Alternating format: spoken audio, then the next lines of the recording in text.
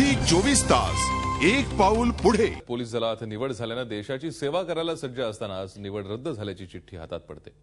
नाशिकमधल्या काही विद्यार्थिनींच्या बाबतीत असंच घडलंय। विशेष म्हणजे निवडणुकीच्या दरम्यान त्यांच्याकडून काम करून घेतल्यानंतर त्यांना त्यांची निवड रद्द झाल्याचं कळवण्यात आलंय।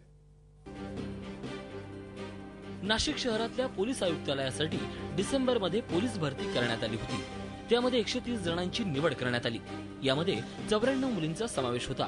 निवड झाल्यावर लगेचच त्यांना निवडणूक कामकाजासाठी 5 दिवस रुजू होण्याचे आदेश देण्यात आले। मतदान आणि मतमोजणी दरम्यान सुरक्षा चोखपणे पार पडली। मात्र अचानक या महिन्यात त्यांना निवड रद्द झाल्याचं कळवण्यात आलं। माझा डीएडला नंबर लागलेला होता, तर तिथून माझं भरती झाल्यामुळे मला ते कॅन्सल करावं लागलं। डीएडचा नंबर म्हणजे तिथलंही माझं ऍडमिशन कॅन्सल झालं, इथलंही माझं ऍडमिशन इथले मला काढून टाकलं म्हटल्यावर मग माझं पूर्ण वर्ष वाया गेलं ना। त्यांनी बोलवलंच नाही, त्यांनी अशा परिस्थितीत आम्हाला काढून टाकलंय की आशेचं किरण फक्त आमची जोड सोडलं होतं, ते सुद्धा त्यांनी अंधारात लोटून दिलंय आम्हाला। आता आम्ही काय करावा, हा उपाय फक्त शासनाने काढायचा आहे। पोलीस प्रशासनानं मात्र सुप्रीम कोर्टाच्या सूचनेनुसार आरक्षणात बदल झाल्यानं हा निर्णय घेण्यात आल्याचं सांगत हात वर केले।